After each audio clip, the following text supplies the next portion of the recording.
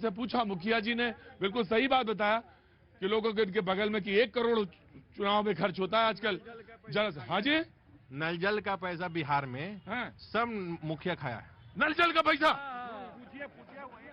अरे मुखिया जी, हाँ नल जल का पैसा खा गए। नल है लेकिन पानी नहीं है। नल है लेकिन पानी नहीं है। भैया जी आप भी बड़े भोले हैं, आए हैं कहने वाले को ऊपर लेके।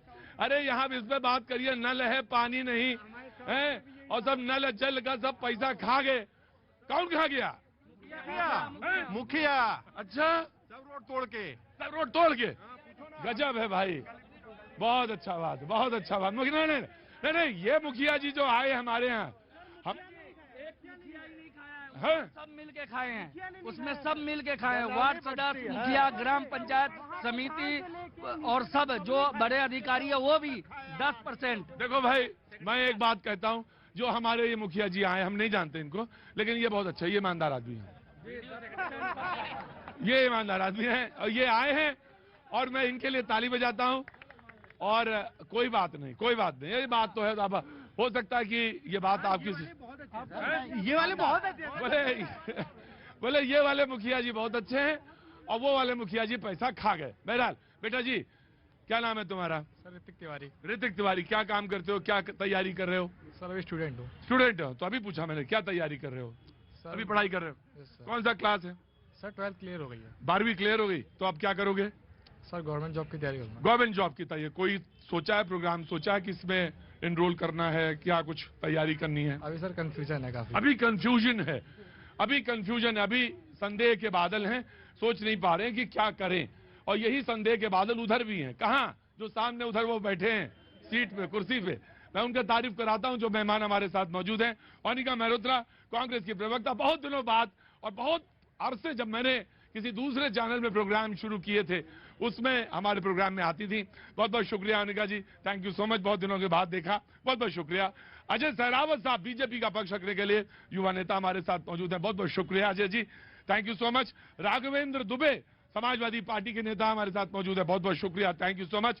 सूर्या मैथल जी हमारे साथ मौजूद हैं, राजनीतिक विश्लेषक हैं, थैंक यू सो मच। क्या तबीयत पर ठीक है ना? बिल्कुल ठीक है, थोड़ी देर में खुलेंगे, बहुत अच्छा, बहुत बहुत शुक्रिया। मुमताज आलम भाई हमारे साथ, मुमताज आलम रिजवी, राजनीतिक विश्लेषक हमारे साथ मौजूद हैं, और इन्होंने ही मुझे गालिब का वो शेर याद दिलाया था। बहुत बहुत शुक्रिया मुमताज भाई, थैंक यू सो मच। वो मैंने शेर याद किया, लेकिन आपके पढ़ने की जिम्मेदारी आप ही की है, बहुत बहुत शुक्रिया। आलोक वत्स साहब हमारे पास कुछ देर में मौजूद रहेंगे।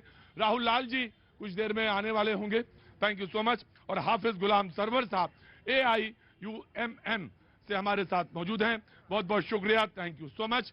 बातचीत का सिलसिला शुरू करता हूं। अनिका जी, मैं आप ही के पास सीधे आता हूं।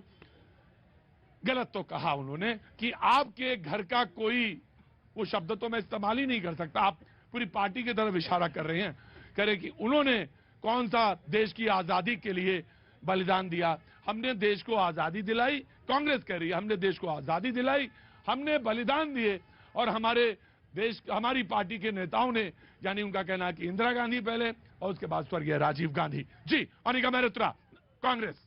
प्रतीक जी, आपको याद हो हमारे आदरणीय प्रधानमंत्री जी ने गुजरात की जनता के लिए कहा था कि जब गाड़ी के नीचे कुत्ता आता है तो दुख तो होता है। याद दिलवाया जाए इस बात को। तो चोर की दाढ़ी में तिनका, या यूं कहूं बिना नाम लिए खिसियानी बिल्ली खंबा नोच रही है, नाम तो किसी का लिया नहीं। एक याद दिलवाई गई उस आजादी की, जब आजादी में हम सब खड़े हुए थे। मैं तो नहीं थी, खैर वो जमाना और था जब हमारे पूर्वज आजादी की लड़ाई लड़ते थे, लेकिन बीजेपी के लोग माफीनामा लिखते थे।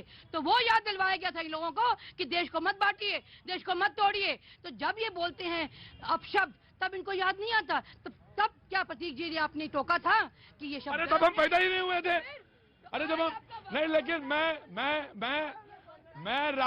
बिल्कुल आपको, आप ही को मौका दूंगा, और आप बिल्कुल नहीं खड़ी रहेंगे, आप बोलेंगे आप ही।